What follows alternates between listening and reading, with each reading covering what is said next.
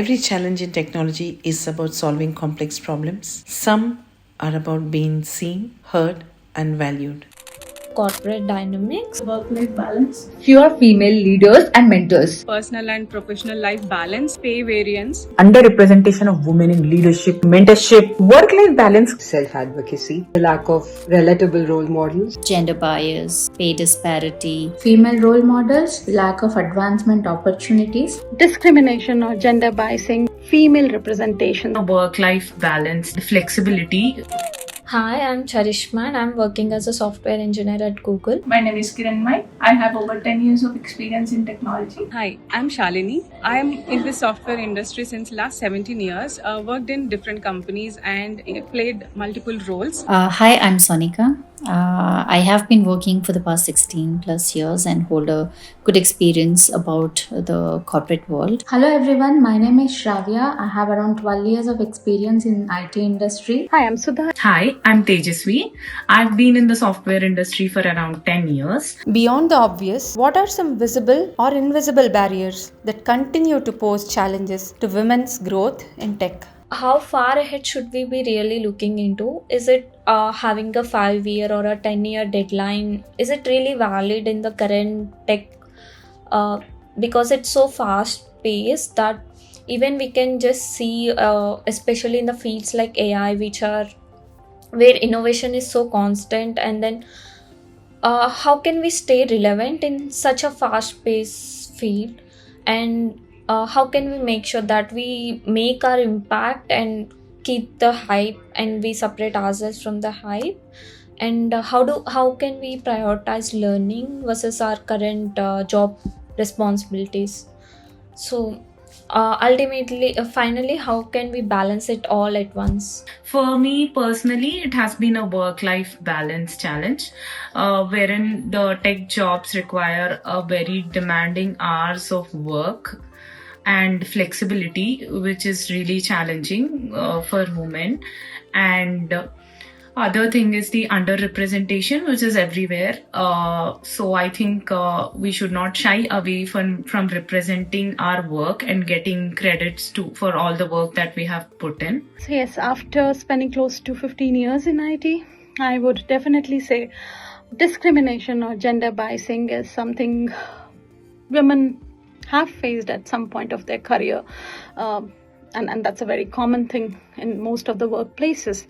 They are not given additional responsibilities. They are not given promotion they deserve because of stereotype presumptions that personal responsibilities can hindrance their work and they will not be able to give their 100%, which is definitely not true. And you will see as we go up in the ladder of the organization, the female representation starts tipping down. We do not have many CEOs or leaders as female on the chart. That's another challenge. I will focus on 2 key challenges that I think are the most significant. The first challenge is lack of advancement opportunities, which is actually a significant barrier for our long-term growth and success.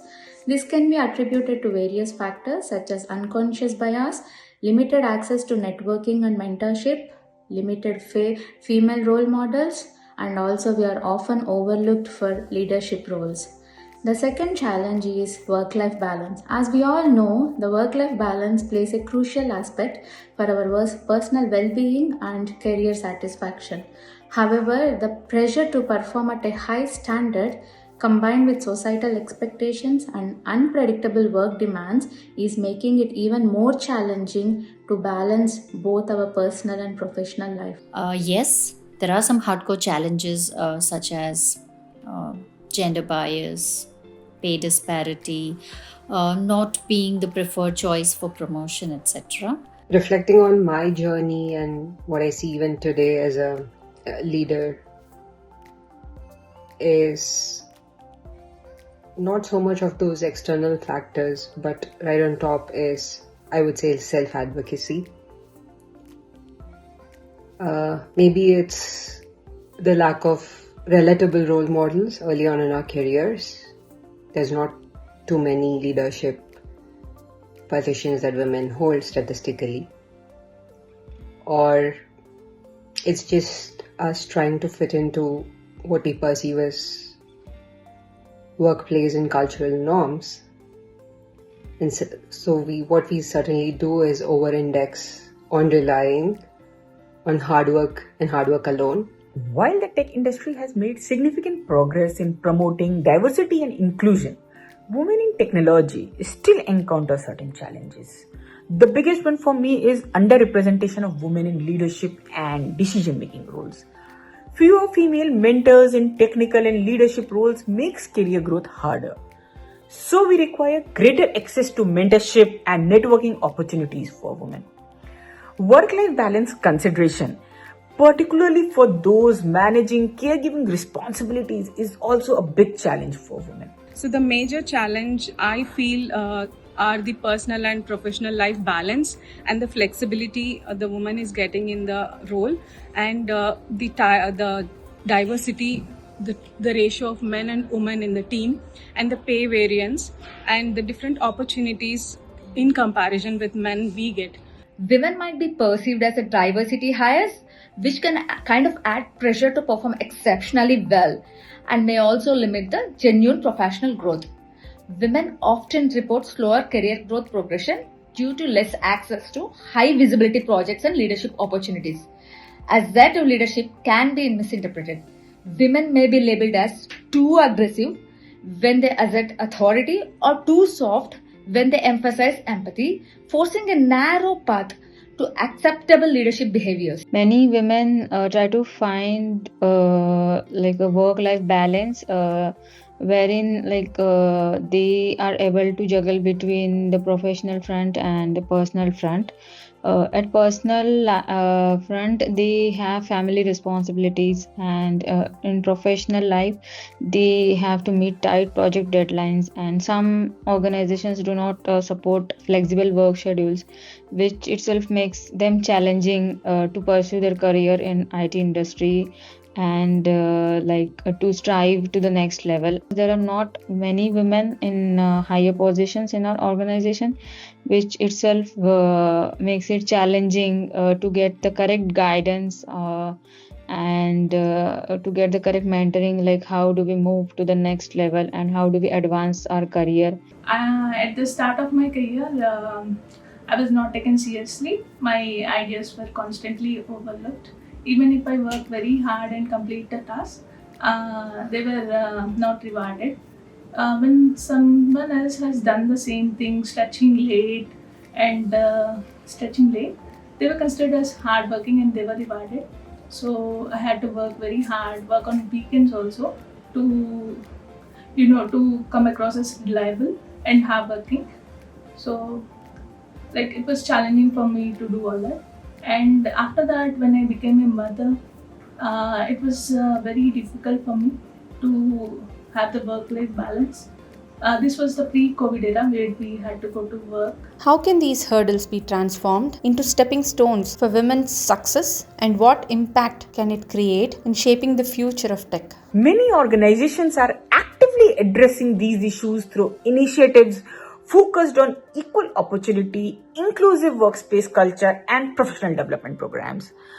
Continued effort in this direction will help bridge these gaps and create a more equitable tech industry for everyone. And I think we should also work on upgrading our skills, which will not stop us from going heights.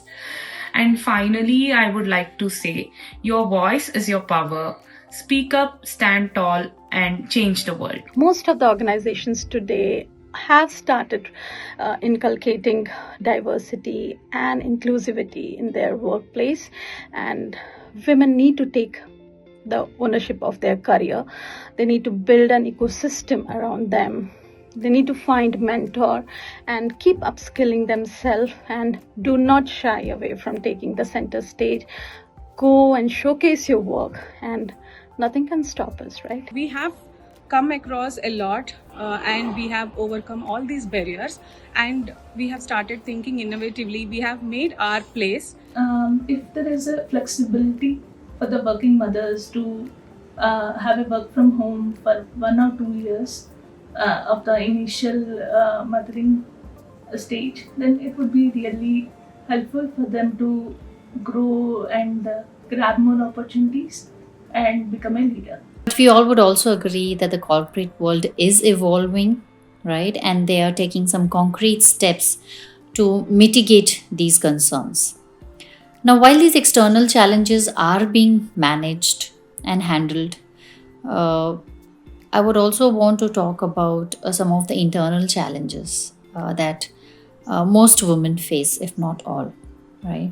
We need to overcome our self-limiting thoughts that we may have, right? We need to constantly upskill ourselves in this fast-changing world so that we develop that inner self-confidence, which is essential for us. So I think once we have overcome our own mind and have developed our own self-confidence, we can face these external challenges head on. This Women's Day, let's do more than celebrate. Let's listen, learn, and amplify. Our Women in Tech podcast goes beyond the highlights, diving into the grit, ambition, and resilience of women who are reshaping the industry. Stay tuned and watch out for powerful conversations, inspiring journeys, and the voices driving change. Because the future of tech isn't just being built, it's being redefined, one story at a time. Thank you.